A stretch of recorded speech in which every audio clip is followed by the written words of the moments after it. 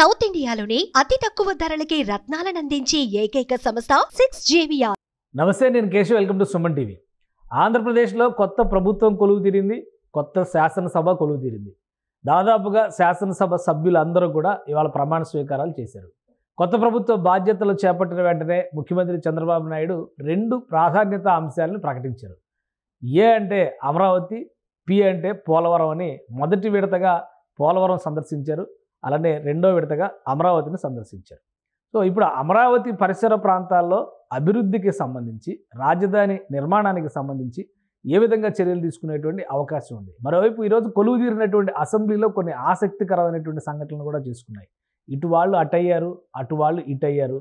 కానీ నంబర్ విషయంలో కూడా భారీ వ్యత్యాసం ఉంది.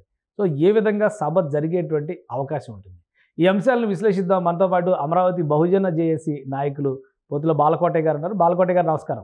నమస్కారం కేశవ్ గారు. బాలకోటయ్య గారు, ఇవాళ అమరావతి సభ కొలువు తీరింది. శాసన రాజధాని అని గత ప్రభుత్వం ఇప్పటివరకు చెబుతూ వచ్చింది. సరే, గత ప్రభుత్వం కూడా ఇక్కడే సభలు నిర్వహించింది. ఈసారి మళ్ళీ కొత్తగా సభ కొలువు తీరింది. ఏ విధంగా చూస్తారు సభలో జరిగినటువంటి కొన్ని సన్నివేశాలు, ముఖ్యంగా అమరావతి రైతాంగానికి, అమరావతి ఉద్యమకారులకి ఏ విధంగా కనిపిస్తాయి అవన్నీ? కేశవ్ గారు, ధన్యవాదాలు. మీకు, సుమన్ టీవీ వీక్షకులకి. మీకు తెలియదేం కాదు అమరావతి యొక్క కష్టాలు. ఎందుకంటే మీరే నాతో ఎన్నోసార్లు ఆ పాదయాత్ర అప్పుడు కానీ, అమరావతి ఉద్యమం అప్పుడు కానీ మీరు నాతో లైవ్ డిబేట్లు చేశారు, 1 to 1. అక్కడ ఏం జరుగుతుంది, మీ పాదయాత్ర ఎలా జరిగింది, ఆ మహిళల కష్టాలు ఏంటి, మీ కౌళ్ళు వస్తున్నాయా రావట్లేదా, ఆ అరెస్టులు ఏంటి, ఆ మహిళల మీద హననం ఏంటి, అమరావతి అంటున్నారు నిజమా కాదని మీరు కూడా ఎన్నో ప్రశ్నలు నన్ను అడిగిన వాళ్ళే. మీరు కూడా రాజధాని అమరావతి ఉద్యమానికి ప్రత్యక్షంగా కాకపోయినా పరోక్షంగా మద్దతు పలికిన వాళ్ళు. కేశవ్ గారు, కౌరవ సభ పోవాలి అని అనుకున్నాం. కౌరవ సభ పోయింది, గౌరవ సభ వచ్చింది. మనం అనుకున్నట్టుగానే కురుక్షేత్ర మహాసంగ్రామం మే 13వ తారీఖున జరిగింది. అందులో కౌరవులందరూ కూడా వధించబడ్డారు. పాండవులు జయప్రదంగా విజయం పొందారు. హస్తినాపురాన్ని హస్తగతం చేసుకున్నారు.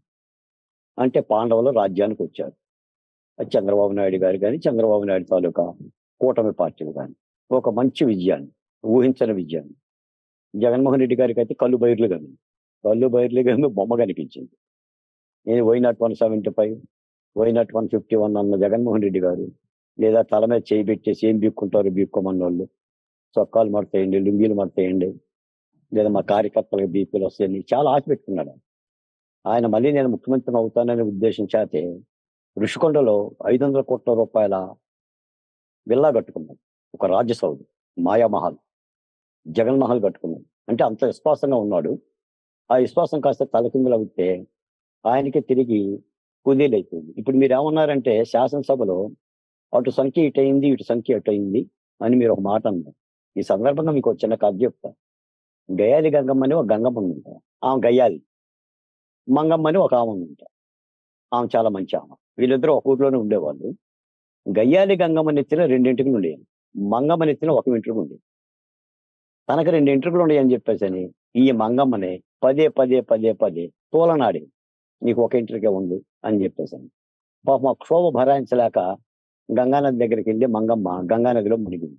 వెంటనే దేవత ప్రత్యక్షమయ్యి, ఏటి మంగమ్మ ఇటు వచ్చావు, నువ్వు చాలా మంచిగా నీవు కదా నడితే, ఏం లేదు తల్లి, నా నెత్తిన 1 ఎంట్రుగా ఉండటం మూలన గయ్యారి గంగమ్మ నన్ను ఇబ్బందులు పెడుతుంది అని అన్నాను. తల్లి మొర ఆలకించి సరే ఓకే అని చెప్పి వరం ఇస్తే తల నిండా సిరులు వచ్చింది, అంటే వెంట్రుకలు వచ్చింది. ఇక వాల్ జడ వేసుకుంది, పువ్వులు పెట్టుకుంది. మంగమ్మ హ్యాపీగా ఊళ్ళో తిరుగుతుంది. ఇది గంగమ్మ చూసింది. అసలు దీన్ని మొత్తం వెంట్రుకలు వచ్చినాయి అని చెప్పి ఆరాధిస్తే గంగా నదికి వెళ్ళిందని తెలిసింది. నేను కూడా వెళ్తానని చెప్పని గయ్యాలి గంగమ్మ కూడా గంగా నదిలోకి వెళ్ళి మునిగింది. దేవత ప్రత్యక్ష గాల. ఆ గోదావరి వరదగా ఉన్న 2 ఎంట్రుకలు పోయింది. సో మొత్తం బోడిగుండ అయింది. ఇప్పుడు 23 సీట్లే వచ్చినాయి. తెలుగుదేశం పార్టీకి 23 సీట్లే వచ్చినాయి. 23 సీట్లు వస్తాయి. వైనాట్ 175, లోకేష్ గెలవలేదు, వైనాట్ కుప్పం అని ప్రగల్భాలు పలికారు కదా. ఇప్పుడు వాళ్ళకి 11 వచ్చింది. 164 కూటమికి వచ్చింది. ఇలా ఉంటుంది. అంటే ప్రజాస్వామ్యంలో వెర్రవీగితే ఇదే పరాభవాలు జరుగుతుంది. జగన్మోహన్ రెడ్డి గారిలో కూడా మీరు గమనించండి, ఇప్పటివరకు మార్పు లేదు ఆయన. నేను ఒక్క మాట అడుగుతాను, మొత్తంగా ఈ కూటమి విజయంలో పూదండలో దారంలాగా అమరావతి ఉద్యమం ఒకటి దారంలాగా ఉంది.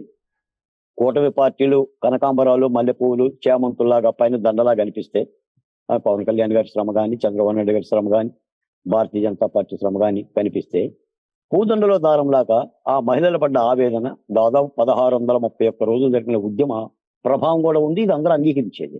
కానీ ఇప్పటికి కూడా జగన్మోహన్ రెడ్డి గారు 3 రాజధానులు వెనక్కి తీసుకోవాలి. అసలు రాజధాని గురించి మాట్లాడట్లేదు ఆయన. ఆ 3 రాజధానుల యొక్క మూర్ఖపు విధానం మీద మాట్లాడుతున్నాడు. ఏమయ్యాయి ఆ ప్రేమలు, ఏమయ్యాయి ఆ ఆప్యాయతలు, ఏమయ్యారు నా అవ్వాతాతలు? నేను నేరుగా నొక్కాను కదా, నేరుగా వచ్చి బజ్జి తగిలింది ఏంటి? ఎక్కడైనా పశ్చాత్తాపం కనిపిస్తుందా? 10 మంది ఎమ్మెల్యేలను ఎదురుగా పెట్టుకొని ఒక మాజీ ముఖ్యమంత్రి మాట్లాడుతుంటే సిగ్గేయటంలా మనలో మాట. నేనైతే రాజీనామా చేస్తా అధ్యక్ష పదవికి. ఆ పార్టీ ఉండినలేమి మండినలేమి, కనీసం ప్రాయశ్చిత్తం ఉందండి. ప్రణాళిక ప్రకారం వెళ్తే కళ్ళు మూసి కళ్ళు తెరిచే లోపు మళ్ళీ ఎన్నికలు వస్తాయని చెప్తున్నారు. ఆల్రెడీ వాళ్ళకి ప్రజాక్షేత్రంలోకి వెళ్ళడం తప్పితే వేరే మార్గం లేదనేటువంటి మాట కూడా ఎన్నో క్లారిటీ ఇచ్చారు. శ్రేణులకి ఆయన దిశానిర్దేశం చేశారు. కాబట్టి ఇక నుంచి అసెంబ్లీలో కంటే కూడా ప్రజాక్షేత్రంలోనే ఎక్కువ రాజకీయం నడిచేటువంటి అవకాశం ఉంటుందా? ఏముంది ప్రజాక్షేత్రం? ఇప్పుడు అసెంబ్లీ, ఇప్పుడు కొత్త గవర్నమెంట్ వచ్చి 15 రోజులు అయింది, 2 వారాలు అయింది. ఇవాళ ప్రమాణ స్వీకారాలు చేస్తున్నారు ఎమ్మెల్యేలు అందరూ కూడా. ఏమన్నాడు ముఖ్యమంత్రి గారు, మాజీ ముఖ్యమంత్రి? కౌరవ సభ అనేశాడు. ఇది కౌరవ సభ, శకుని పాచికలాడిని, ఇంటర్వ్యూలే జరిగింది, ఇంకా సినిమా పూర్తి కాలేదు అని మాట్లాడుతున్నారు. మీరు వినండి, అసలు వైసీపీకి శుభకార్డు పడింది. ప్రేక్షకులు థియేటర్ తీసిపెట్టి వెళ్ళిపోయారు. సినిమా అయిపోయింది, వైసీపీ సినిమా. కానీ ఆయన ఇంటర్వ్యూలు అంటున్నాడు. మళ్ళీ ఓదార్పు యాత్ర చేస్తానన్నాడు. ఏం చేస్తాడు ఓదార్పు యాత్ర? ఎమ్మెల్సీ అనంతబాబు ఇంటికి పోతాడా? లేదా పెద్దిరెడ్డి రామచంద్రారెడ్డి ఇంటికి పోతాడా? వైఎస్ వివేకానందరెడ్డి హత్య చేసిన ఆ కేసులో ముద్దాయిన వైఎస్ అవినాష్ రెడ్డి ఇంటికి పోతాడా? ఇవే కదా చేసిన ఓదార్పులు. సుధాకర్ ఇంటికి ఏం పోలేడు కదా, డ్రైవర్ సుబ్రహ్మణ్యం ఇంటికి పోడు కదా, అత్యాచారాలను పరామర్శించడు కదా, అమరావతి రైతులను పరామర్శించడు కదా. ప్రక్షాళన లేదు సార్. అంటే నేను అనేది ఏంటంటే, మనం ఎందుకు ఓడిపోయామనే విషయాన్ని కూడా నువ్వు గ్రహించినప్పుడు నీలో మార్పు ఎలా వస్తుంది? ఓటమి గుణపాఠం ఏముంటుంది? ఏమయ్యాయి అని చెప్పేసి ఆప్యాయతలను నువ్వే ప్రశ్న చేసుకుంటుంటే, నువ్వే దిక్కులు చూస్తుంటే, కుడివైపున ఒకసారి చూసి ఎడవైపున ఒకసారి చూసి నువ్వే కన్నీళ్లు పెడుతుంటే, వివేకానంద రెడ్డి గారిని ఎవరు చంపారు నాకు తెలియదని మీరే అంటే, చంద్రబాబు నాయుడు గారిని ఎవరు ఎత్తుకెళ్ళారో నాకు తెలియదని నేను అన్నలో ఉన్నాను మీరే అంటే, ముఖ్యమంత్రి ఎట్ట అవుతారు అని నేను అడుగుతున్నాను. అందుకని ఎవరైనా సరే సమీక్ష చేసుకోవాలి కదండి. ఓటమికి విజయానికి కూటమి పార్టీలు ఏదైతే సమీక్షించుకున్నాయో మేము చెప్తున్నాం. కూటమి పార్టీకి కూడా పవన్ కళ్యాణ్ గారి కష్టం, చంద్రబాబు నాయుడు గారి కష్టం, పురంధేశ్వరి గారి కష్టంతో పాటు మా రాజధాని అమరావతి ఉద్యమ కష్టం ఉందని చెప్పి మేము చెప్తున్నాం. దళితుల ద్వారా దళితోద్యమాలు మేము చేసిన శ్రమ ఉంది. ప్రాణాలు పోతే ప్రభుత్వం ఒక విషయం అంటే ఈ రోజు జరిగినటువంటి సభ గురించి ఒక్క మాట మాట్లాడి తర్వాత మీ అమరావతి ఉద్యమం గురించి మాట్లాడదాం. ఈరోజు సభ జరిగినటువంటి విధానం అంటే అందరూ ప్రమాణ స్వీకారాలు చేయడానికే వచ్చారు. అలానే ముఖ్యమంత్రి, తర్వాత ప్రోటోకాల్ ప్రకారం చూస్తే అక్కడ డిప్యూటీ సీఎం, ఇక ఆర్డర్ ఆఫ్ ప్రయారిటీ అంటే ఆల్ఫాబెటికల్ ఆర్డర్లో అందరూ కూడా ప్రమాణ స్వీకారాలు చేసేటువంటి పరిస్థితి ఉంటుంది. 2 ఇన్సిడెంట్స్ ఈరోజు అసెంబ్లీలో. ఒక సాధారణమైన ఎమ్మెల్యేగా ప్రమాణ స్వీకారం చేయడానికి వచ్చినటువంటి జగన్మోహన్ రెడ్డి గారి కారుని అసెంబ్లీ ప్రాంగణం లోపలికి అలౌ చేయడం ఏ విధంగా చూడాలి? అలానే ప్రమాణ స్వీకారాలు చేసేటువంటి ఆర్డర్ విషయంలో కూడా ఆల్ఫాబెటికల్ ఆర్డర్ని పక్కన పెట్టి ఒక ప్రతిపక్ష పార్టీకి నేతగా ఆయనకే ప్రమాణ స్వీకారం చేసే అవకాశం ముందుగా ఇచ్చారు. ఈ 2 అంశాలను ఎలా చూడాలి? కేశవ్ గారు, జగన్మోహన్ రెడ్డి గారికి సాధారణ ఎమ్మెల్యే స్థాయి వస్తే ఆయన Pulivendula MLA, is not a CM. Pulivendula MLA వస్తే అందరు ఎమ్మెల్యేలతో పాటు ఆయన కూడా హాజరయ్యి ప్రమాణ స్వీకారం చేయాల్సిన సన్నివేశాన్ని ముఖ్యమంత్రి గారు అతిగా గౌరవించి ఆయనకేదో మర్యాదపూర్వకమైన అవకాశం కల్పించారు. నా దృష్టిలో ఇది శాసనసభ తొలి రోజే అపశకునం. అలా ఏముంది, ప్రజాస్వామ్య స్ఫూర్తి అనుకోవచ్చు కదా, ప్రజాస్వామ్య స్ఫూర్తితో ప్రతిపక్షాన్ని గౌరవించారు అనుకోవచ్చు కదా. నేను ప్రజాస్వామ్యాన్ని గౌరవించటం అని అనుకోను. అది అందరిలాగానే యథావిధిగా రూల్ అండ్ లా, రూల్ ఎలా ఉంటే అలాగనే జరగాలి. ఆయన ఆ సభను కౌరవ సభగా మార్చిందే జగన్మోహన్ రెడ్డి గారు. ఆ కౌరవ సభను గౌరవ సభగా మార్చాలనుకుందే చంద్రబాబు నాయుడు గారు. దాని వెనక ఎంతో కష్టం ఉంది. ఆయన వాహనాన్ని నేరుగా తీసుకెళ్ళటం, ముఖ్యమంత్రి, ఉప ముఖ్యమంత్రి, మిగిలిన మంత్రులు చేసిన తర్వాత ఆయనకు ప్రమాణ స్వీకారం అవకాశం కలుగు చేయటం, ఆయన కూడా తన పేరు పిలిచే అప్పటి వరకు బయట వెయిట్ చేయటం, పేరు పిలవగానే ప్రమాణ స్వీకారం చేయటం, ఆఖరికి ఆయన పేరు ఆయనే మర్చిపోయి జగన్ అని చెప్పి ఒకసారి, జగన్మోహన్ రెడ్డి అని ఒకసారి చేయటం, చేసిన మరుక్షణమే ఎవరికి దండం పెడుతుండో కూడా అర్థం కాకుండా ఎలా దండం పెట్టుకుంటూ వెళ్ళిపోయాడు ఆయన. నేను ఒక మాట చెప్తా కేశవ్ గారు, రేపటి నుంచి జగన్మోహన్ రెడ్డి గారు శాసనసభకు రాడు. ఇవాళ ప్రమాణ స్వీకార సన్నివేశం ఉంది కాబట్టి, ప్రమాణ స్వీకారం చెయ్యకపోతే ఎమ్మెల్యేగా గుర్తించరు కాబట్టి ఆయన వచ్చాడు తప్ప రేపటి నుంచి రాడు. ఎందుకు ఇవ్వాలి జగన్మోహన్ రెడ్డి గారికి ఆ మర్యాద? ఎందుకు ఇవ్వాలి నేను అడుగుతున్నాను కొత్త ప్రభుత్వాన్ని. ఆయన ఎలా అయితే గౌరవించారో మిమ్మల్ని అలాగనే గౌరవించండి. అతిగా ఎందుకు గౌరవించాలి? అప్పుడు అతి మర్యాద తేడా తెలియదు కదా, అటు ఇటు తేడా తెలియదు కదా. ఇప్పుడు ఆ హుందాతనాన్ని చాటుకునే ప్రయత్నం చేశారని అనుకోవచ్చు కదా. ఇంకోటి ఏంటంటే 11 మంది శాసనసభ్యులు ఉన్నారు పార్టీలో. రాజకీయంగా చూస్తే కూడా సభలో 3వ పెద్ద పార్టీ కింద జగన్మోహన్ రెడ్డి గారి పార్టీని గుర్తించాల్సి ఉంటుంది. సో ఈ క్రమంలో గౌరవించారు అనుకోవచ్చు కదా. నేనైతే అతి మర్యాద కూడా దురదలక్షణమే అని అంటాను, ఇవ్వాల్సిన అవసరం లేదంట. మీరు ఒకసారి జగన్మోహన్ రెడ్డి గారి యొక్క పరిపాలన ఏలుబడి చూస్తే అది తెలుస్తుంది. ఇప్పుడు చంద్రబాబు నాయుడు గారు మర్చిపోయిండేమో, నంద్యాల నుంచి వచ్చి అమరావతి వరకు 19 గంటల బస్సులో అరెస్ట్ చేసిన వైనాన్ని కానీ, 53 రోజులు జైలు జీవితాన్ని కానీ, సన్నీళ్ళ స్నానాన్ని కానీ, లేదా దోమలను కానీ మర్చిపోయడం కానీ మేమైతే మర్చిపోవాలా. ఎందుకంటే ఆయన చట్టాన్ని ఎక్కడ పాటించలేదు సార్. ఇప్పుడు అదే సభలో కదా, భువనేశ్వరి దేవికి సంబంధం లేని సభలోనే కదా కౌరవుల్లాగా ఎగబడిపై హననం చేసింది. ఎందుకు ఇవ్వాలంటున్నా నేను జగన్మోహన్ రెడ్డి గారికి ఆ రాష్ట్ర మర్యాద? అందరిలాగానే వస్తాడు, ప్రమాణ స్వీకారం చేస్తాడు, వస్తే ఎంత రాకపోతే ఎంత. ప్రజలు ఆయన ఎమ్మెల్యేగానే గుర్తించారు, ఎమ్మెల్యేగానే రావాలి. వాళ్ళు రాజకీయం కోసం చెప్పుకోవచ్చులే కానీ నాలాంటి ఉద్యమకారుడు అయితే దీన్ని అయితే సపోర్ట్ చెయ్యం. ఇది అపశకునంగానే భావిస్తున్నాం. తప్పనిసరిగా నాకు తెలిసి రేపు మళ్ళీ సభకి రాకపోవచ్చు అని. ఇప్పుడు వైఎస్ఆర్ఎల్పీ లీడర్గా, వైఎస్ఆర్సీఎల్పీ లీడర్గా జగన్మోహన్ రెడ్డి గారే ఉండే అవకాశాలు కనిపిస్తున్నాయి కాబట్టి ఆయన సభాపక్షానికి నేతృత్వం వహించే ఛాన్సెస్ ఉండవంటారా? ఉండకపోవచ్చు సార్. ఎందుకంటే జగన్మోహన్ రెడ్డి గారి ఆ హావభావాల్లో అది ఎక్కడ వ్యక్తం కావటంలా, ఆయన సభకు వస్తానని కూడా చెప్పడంలా, ఆయన ఓదార్పాత్ర చేసుకుంటానని చెప్తున్నాడు. ఈ ప్రభుత్వం కళ్ళు తెరిచి కన్ను మూసే లోపల 29 వస్తుందని చెప్తున్నాడు. మళ్ళీ తెలుగుదేశం పార్టీకి సింగిల్ డిజిట్ రాదని కూడా చెప్తుండే ఆయన. అంటే ఆయన కార్యక్షేత్రం శాసనసభకు పోవటం కాదు. మీకు గతంలో కూడా 2019లో ఏడాదిన్నర పాటు ఆయన సభకు పోలా. ఆయన ఏం అనకపోయినా కూడా నాకు మైక్ ఇవ్వట్లేదని ఒక నిందేసేసి సభకు పోలా. తర్వాత ఆ నవరత్నాలు ప్రకటించుకొని దాదాపు 1400 రోజులు పాదయాత్ర చేసుకున్నాడు. ఆయనకి సభకు పోయి సభ సాంప్రదాయాలను గౌరవించే వ్యక్తి అయితే కాదు. కాబట్టి ఆయనకు అంత అవకాశం ఇవ్వద్దు అంటున్నాను నేను. ఎందుకంత గౌరవించాల్సిన అవసరం పెయ్యావర కేశవ్ గారు కానీ, లేదా చంద్రబాబు నాయుడు గారు కానీ, లోకేష్ గారు కానీ ఎందుకు ఇవ్వాలి? అందుకని ఇది కూడా పెద్ద చర్చ అవుతుంది ఆల్రెడీ సోషల్ మీడియాలో. ఇప్పుడు ఎందుకంటే ఇప్పుడు చాలా చాలా 5 సంవత్సరాల పరిపాలన, 1825 రోజుల పరిపాలనలో శాసనసభ ఎలా జరిగింది? ఈ రోజు వాళ్ళ ప్రమాణ స్వీకారాలు ఏం చేశారు? శాసనసభ ప్రమాణాలని, విలువలని, సాంప్రదాయాలను పాటిస్తాము రాజ్యాంగం సాక్షిగా అన్నారు. ఈనాడన్నా వైసీపీ వాళ్ళు పాటించారండి? అరే ఒరే అని చెప్పేసి సభలో బూతులు తిట్టుకోవటం తప్ప, సభలో హననం చేసుకోవటం తప్ప, కొట్టుకోవటం తప్ప ఎక్కడన్నా ఉందా సార్? కాబట్టి ఆ బాధపడ్డ కార్యకర్తలకి ఆ విషయం అర్థమవుతుంది. ఎవరో తెలుగుదేశం కార్యకర్తలు యాక్సెప్ట్ చేయరు. జగన్మోహన్ రెడ్డి గారికి అలా అతి మర్యాద ఇవ్వటం కానీ, రాస మర్యాద ఇవ్వటాన్ని కానీ వాళ్ళు అయితే జీర్ణించుకోలేరు. ఇప్పుడు నాకు తెలుసు కాబట్టి చెప్తున్నా, గ్రౌండ్ లెవెల్ రిపోర్ట్. కాకపోతే ఏంటంటే చంద్రబాబు నాయుడు గారు పెద్ద ఆయన కాబట్టి ఇస్తే బాగుంటుంది, ఆయన చేసిన తప్పిదో నేను చేయకూడదనే ఒక పద్ధతిలో చంద్రబాబు నాయుడు గారు ఇచ్చి ఉండవచ్చు. కానీ అంత అవసరం కూడా లేదు అనుకుంటున్నారు. రూల్ ఆఫ్ లా ఇప్పుడు అందరు శాసనసభ్యులు ఎలా చేశారో అలా చేస్తే జగన్మోహన్ రెడ్డి గారు సరిపోతుంది తప్ప అతిగా గౌరవించాల్సిన అవసరం లేదు. ఈ రోజైనా రేపైనా వాళ్ళకి చట్ట ప్రకారంగా, శాసనసభ ప్రకారంగా ఏదైతే ఇవ్వాలో, ఏ హక్కులు అయితే ఉన్నాయో, ఏ మర్యాద అయితే ఉందో ఆ మర్యాదను ఇస్తే చాలు. రైట్. ఇక అమరావతి ఇష్యూకి వస్తే చంద్రబాబు నాయుడు గారు రాజధాని ప్రాంతంలో పర్యటించారు. అలానే గతంలో ఎక్కడైతే పనులు ఆగిపోయినాయో అవన్నీ సమీక్షిస్తాం అంటున్నారు. పనులు ఎప్పటి నుంచి ప్రారంభిస్తారనే దాని మీద కూడా క్లారిటీ రావడానికి కొంచెం సమయం పట్టొచ్చు అంటున్నారు. సో ఏ విధంగా ఉండొచ్చు రాజధాని నిర్మాణానికి సంబంధించి? గతంలో ఇన్ని రోజులు అంటే 1631 రోజుల పాటు అమరావతి రైతులు చేసినటువంటి ఆందోళన వల్లనే ఈరోజు 11 సీట్లకి వైసీపీ పరిమితం అయిపోయిందని అంటున్నారు. కాబట్టి పనులు మొదలు పెట్టడానికి మీకున్న అంచనా ప్రకారం కానీ, మీకు అందుతున్నటువంటి సమాచారం ప్రకారం కానీ అమరావతి భవిష్యత్తు ఏ విధంగా ఉండొచ్చు? కేశవ్ గారు, చంద్రబాబు నాయుడు గారి మానస పుత్రికలు 2. ఒకటి అమరావతి, 2 పోలవరం. పోలవరం 72% ఆయన ఆధ్వర్యంలోనే పూర్తి చేయబడింది. ముఖ్యమంత్రి కాగానే పోలవరం వెళ్ళారు.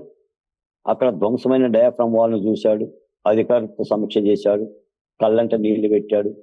ఈ పోలవరం నిర్మాణం ఆలస్యం అవుతుంది, 4 ఏళ్ళు అవుతుంది, 3 ఏళ్ళు అవుతుంది అని అభిప్రాయపడ్డాడు. సత్వరం దాన్ని పూర్తి చేసే పనులైతే చేస్తాడు. అలాగనే అమరావతిని చూశాడు, ప్రజావేదికను చూశాడు, ఉద్దండరాయనిపాలెంలో మోడీ శిలా విగ్రహాన్ని చూశాడు, జగన్మోహన్ రెడ్డి గారు పెంచిన అడవిని, కంప చెట్లని, తుమ్మ చెట్లని, రహదారుల విధ్వంసాన్ని, కంకరి తువ్వటం అన్ని పరిశీలించాడు. నా దృష్టిలో చంద్రబాబు నాయుడు గారు 5 ఏళ్ళు కూడా కాదు, కేవలం 2.5 సంవత్సరాల్లోనే పోలవరం కానీ అమరావతిలో కానీ అసంపూర్తిగా ఉన్న పనులు మొత్తం కూడా పూర్తి చేస్తారు. అందులో డౌటే లేదు, నో డౌట్ అట.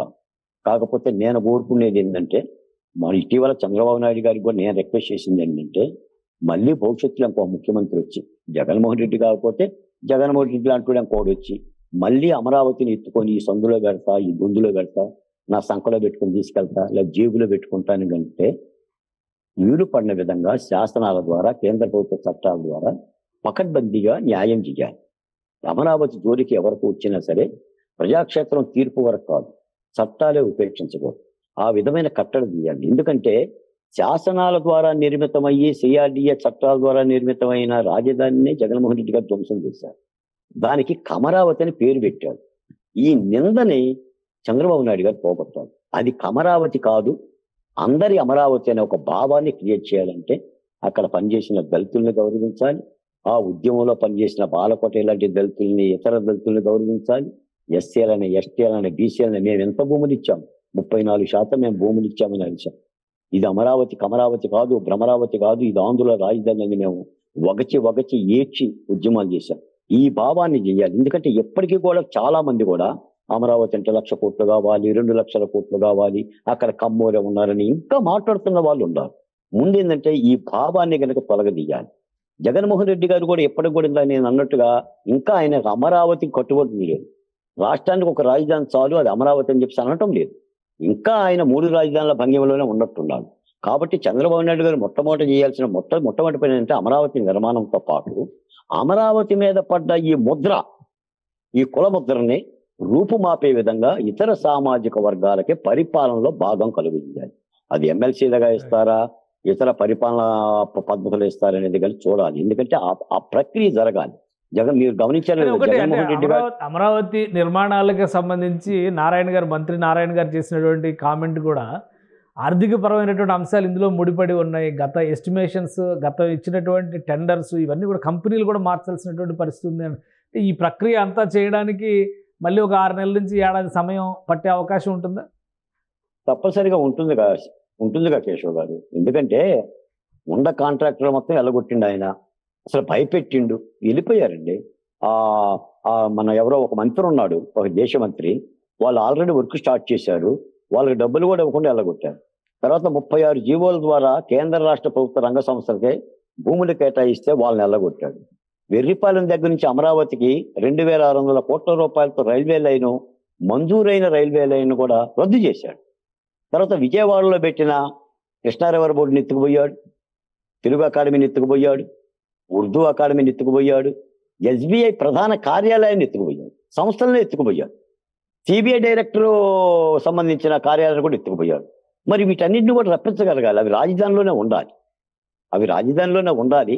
కాబట్టి తప్పనిసరిగా వీటి మొత్తం కూడా ప్రక్షాళన చేసుకోవాలి, సమీక్షించుకోవాలి. తిరిగి వాళ్ళకి భూములు చేయాలన్నా కూడా కేంద్ర ప్రభుత్వం పూర్తి స్థాయి సహకారం చేయగలిగితే ఈ పనులు చాలా వేగవంతం అవుతాయి. వస్తాయి. అంత పెద్ద సంస్థలు వెనక్కి వెళ్ళిపోయినటువంటి నేపథ్యంలో మళ్ళీ వాటిని అమరావతి ప్రాంతానికి తీసుకురావడం అనేది సాధ్యమయ్యేదేనా? ఎందుకంటే ఈ గవర్నమెంట్ రిజల్ట్ వచ్చి గవర్నమెంట్ ఫామ్ అవుతున్న సందర్భంలో కూడా రిజర్వ్ బ్యాంక్ ఆఫ్ ఇండియా ఆంధ్రప్రదేశ్లో ఒక అతిపెద్ద ప్రాంతీయ కార్యాలయాన్ని, అది కూడా వైజాగ్లో ఏర్పాటు చేస్తామని ఒక ప్రకటన చేసింది.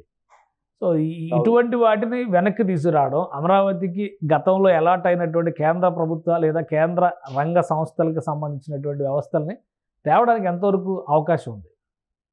అదే కేశవ్ గారు, ఇప్పుడు పాడుపడ్డ ఇంటిని, కూలిపోయిన ఇంటిని నిర్మించడం అనేది చాలా కష్టం. ఈ రోజున ఆయన చేసిన ధ్వంసాన్ని మీరు చంద్రబాబు నాయుడు గారు అదే అంటున్నారు. అసలు పోలవరంలో ఏమేమి నష్టం జరిగిందనేది ఇంకా లోతుల్లోకి వెళ్ళి పరిశీలించాలి అంటున్నారు. అధికారులతో కూడా మాట్లాడుతున్నారు. అమరావతిలో కూడా ఎంత నష్టం జరిగింది, ఎన్నెన్ని జీవోలు, చాలా కూడా చీకటి జీవోలే కదా. ఇప్పుడు మీకు తెలుసో లేదో 50,000 మందికి ఇళ్ల స్థలాల నిర్మాణంగా ప్లాట్లు ఇచ్చేసారు. మరి ఆ లబ్ధిదారులందరూ కూడా ఏదో ఆశపడతాం, వాళ్ళకి ఏదో న్యాయం చెయ్యాలి. మరి అది అమరావతిలో సంబంధించిన ఒక ల్యాండ్ కాబట్టి దానికి పారిశ్రామికలకు కేటాయించారు కాబట్టి మరి ఆ ల్యాండ్ని ఎలా చేస్తారు? ఇవన్నీ ఒక పెద్ద టాస్క్ అండి ప్రభుత్వం ముందు. అందుకని నారాయణ కూడా ఈ మంత్రిత్వ పదవి ఇవ్వడంలో కూడా కారణం అదే అయి ఉంటుంది. ఎందుకంటే ఆయనకు అనుభవం ఉంది కాబట్టి, అక్కడ ఎక్సర్సైజ్ ఆయనే చేశాడు కాబట్టి, తిరిగి మళ్ళీ ఆయనకి ఆ పదవి ఇస్తే దాన్ని ఎంత సమీక్షిస్తాడు అని చెప్పేసి అని ఇదైనా ఒక శ్రమతో కూడుకున్న వ్యవహారమే, కానీ చేయగలరు. చంద్రబాబు నాయుడు గారు చేయగలరు. ఆయనకు ఆ దార్శనికత ఉంది, ఆ ఓపిక ఉంది, ఆ సూక్ష్మ దృష్టి ఉంది. ఆయన మాట్లాడితే తిరిగి మళ్ళీ సమస్యలు వస్తాయి, మళ్ళీ నిర్మించుకోవాలి మేము ఇంటిని, మళ్ళీ ఇటుకలు పేర్చుకోవాలి. ఆర్థిక స్థితి దానికి సహకరిస్తుందా? ఆర్థిక పరిస్థితి దానికి సహకరిస్తుందా? అమరావతి పునర్నిర్మాణానికి కావచ్చు, పోలవరం నిర్మాణానికి కావచ్చు. అలా ఆల్రెడీ అప్పుల భారం పెరిగిపోయింది అంటున్నారు, చాలా దుబారా జరిగింది అంటున్నారు, నిధుల దుర్వినియోగం అలానే నిధుల మళ్లింపు కూడా జరిగింది అంటారు. పవన్ కళ్యాణ్ గారు రివ్యూ చేస్తే పంచాయతీరాజ్ శాఖలో 5,500 కోట్లు 5,600 కోట్లు దారి మళ్లించేశారు అంటున్నారు. సో ఇవన్నీ సెటరైట్ చేయడానికి ఎంత సమయం పట్టొచ్చు మీ అంచనా ప్రకారం? నాకు తెలిసి ఆంధ్రప్రదేశ్ ఖజానాలో డబ్బులు ఇవ్వండి. అది సాక్షాత్తు మంత్రులే చెప్తున్నారు, ఏ ఖజానాలో డబ్బులు. జగన్మోహన్ రెడ్డి గారు గీచి గీచి గీచి గీచి వాడేశాడు. నాకు తెలిసి, మీకు తెలుసో లేదో, మామిడి చెక్కలని ఉంటాయండి, అన్నం అయిపోయిన తర్వాత అడుగున మామిడి చెక్కలు ఉంటాయి. ఆ మామిడి చెక్కలు కూడా లేవు తినటానికి, అప్పులు తప్ప. కాబట్టి దీన్ని తిరిగి మరి బాధ్యత నెరవేర్చడం అంటే మీరు అన్నట్టుగా చాలా కష్టసాధ్యం పని. కాబట్టే నేను కేంద్ర ప్రభుత్వం అండదండలు కావాలంటున్నా. కేంద్ర ప్రభుత్వం 2 కళ్ళతో ఆంధ్రప్రదేశ్ వంక చూడాలంటున్నా. కేంద్రంలో తెలుగుదేశం పార్టీ, జనసేన కూడా భాగస్వామ్యం అయ్యాయి కాబట్టి, కేంద్రంలో 4వ అతిపెద్ద పార్టీగా ఉంది కాబట్టి, ఎన్డీఏలో కీలకమైన స్థానంలోకి వచ్చారు కాబట్టి, కేంద్రంలో కూడా 2 మంత్రిత్వ శాఖలు, భారతీయ జనతా పార్టీ ఒక మంత్రిత్వ శాఖ, వెరసి 3 మంత్రిత్వ శాఖలు వచ్చాయి కాబట్టి తప్పనిసరిగా ఆంధ్రప్రదేశ్ పట్ల ప్రత్యేకమైన నిధులు కేంద్రం మంజూరు చేయాలంటున్నా. ఆ నిధులు వస్తేనే తిరిగి కోలుకునే పరిస్థితి ఉంటుంది. అంతే తప్ప స్వతహాగా జనరల్ గా వచ్చే పన్నులు తప్ప ఇతరంగా వచ్చే ఆదాయం లేదు. పైపెచ్చిందంటే ఏ పరిశ్రమ రావాలన్నా కూడా ముందు వాళ్ళకి భరోసా కావాలి, పారిశ్రామికవేత్తగా భరోసా కావాలంటే. ఈరోజు చంద్రబాబు నాయుడు గారు ఉన్నాడు, సంతోషమే. రేపు చంద్రబాబు నాయుడు గారు ఉండరు, ఏంటి పారిశ్రామికవేత్త పరిస్థితి? ఇది ఆలోచిస్తాడు. ఎందుకంటే అమర్ రాజానే 2 దశాబ్దాలుగా అమర్ రాజానే వెళ్ళగొట్టాడు. ఆంధ్రప్రదేశ్కి ఏటా 1,200 కోట్ల రూపాయలు ట్యాక్స్ పే చేస్తున్న అమర్ రాజాని బోర్డర్ దాటిచ్చాడు. మరి వీటన్నిటి కూడా ఒక రక్షణ ఉండాలి కదా, రక్షణ ఉంటేనే కదా. కాబట్టి కేంద్ర ప్రభుత్వ సహకారము నేను ఇందాక అన్నట్టుగా ఒక పటిష్టమైన చట్టాల ద్వారా చేసుకోగలిగితేనే తిరిగి దీని పునరుజ్జీవనం జరుగుతుంది. చంద్రబాబు నాయుడు గారు ఆ దిశగా చేస్తాడని ఆశిస్తున్నాం. ఏదేమైనా త్వరితగతినే మనకు ఆ రిజల్ట్స్ అర్థమవుతాయి. ఇప్పటికే ఆయన అభివృద్ధి మీద శరవేగంగా ఆయన పావులు గదుపుతున్నాడు, నిద్రాహారాలు మానేస్తున్నాడు. నాకు తెలిసి మీకు తెలిసే లేదు, 1-to-1 నేనంట ఇంటర్వ్యూ. ఇప్పుడు చంద్రబాబు నాయుడు గారిని ఎవరన్నా కలవాలన్నా ఎవరికి కూడా అపాయింట్మెంట్లు ఇవ్వటం లేదు. చంద్రబాబు నాయుడు గారు ఎవరిని కలవాలనుకుంటే వాళ్ళనే పిలుచుకుంటున్నాడు ఆయన. ఆయన అపాయింట్మెంట్ ఇవ్వటమే తప్ప మనం కోరే పరిస్థితి లేదు. నేను 2-3 సార్లు నేను ఆయన ఉన్న గుమ్మం దగ్గరికి వెళ్ళిపోయి కలవకుండానే వచ్చేసా. గుమ్మం వరకు వెళ్ళటం వెళ్ళగలిగా, కానీ కలవలేకపోయా. అంటే అంత బిజీ షెడ్యూల్లో ఉన్నాడు. అంటే ఈ పరిపాలనకు సంబంధించిన విధానాల మీద అధికారులు, అపాయింట్మెంట్లు, ఈ ప్రక్షాళన, ఈ కార్యక్రమాలు చూస్తున్నట్టున్నాడు. రేపు నేను స్వయంగా చంద్రబాబు నాయుడు గారిని కలిసిన మీతో, మీ సుమన్ టీవీతో ఏదైతే మాట్లాడానో ముఖ్యమంత్రి గారితో కూడా అదే మాట్లాడు. అమరావతి రక్షణ గురించి మాట్లాడతా. తర్వాత మీరు ఒక్క మాటే, మీరు ఇందాక అన్నారు, ఏ అంటే అమరావతి, పి అంటే పోలవరం, ఈ 2 ఓకే. 3ది ఒకటి ఉంది, వి అని ఒకటి ఉంది. వి అంటే విధ్వంసం. అంటే 5 ఏళ్ల వైకాపా విధ్వంస పరిపాలన మీద విచారణ జరగాలి. అన్ని అంశాలు, అది దోపిడీ కానీ, భూదోపిడీ కానీ, దౌర్జన్యాలు కానీ, లేదా అక్రమ కేసులు కానీ, వీటి మీద విచారణ జరగాలి. విచారణ జరిగి చట్ట ప్రకారంగా చర్యలు తీసుకోవాలనేది ఆంధ్ర రాష్ట్ర ప్రజలు అందరం కోరుకుంటున్న అంశం. రైట్. థ్యాంక్ యూ బాలకోట గారు, మీ అభిప్రాయాలు తెలియజేసినందుకు. ఇది ఆంధ్రప్రదేశ్లో కొత్త అసెంబ్లీ కొలువు తీరినటువంటి విధానం ప్రజాస్వామ్యయుత సభ నిర్వహించడానికి మార్గం సుగమమైనట్టుగా చూస్తున్నారు. అయితే అతి మంచితనం కూడా పనికిరాదనేటువంటి హెచ్చరికని బాలకోట గారు చేస్తున్నారు. మరోవైపు అమరావతి నిర్మాణానికి సంబంధించి కేంద్ర ప్రభుత్వం చొరవ తీసుకోవాల్సినటువంటి అవసరం ఉంది. రాష్ట్ర ప్రభుత్వం ఎంత ముందడుగు వేసినా కానీ ఆర్థికపరమైనటువంటి అంశాల విషయంలో కేంద్రం తోడ్పాటు అత్యవసరమని ఆయన విశ్లేషిస్తున్నారు. ఇది special discussion. Keep watching. Suman టీవీలో మీ పర్సనల్ అండ్ బిజినెస్ ప్రమోషన్స్ కోసం కింది నెంబర్కి కాంటాక్ట్ చేయండి.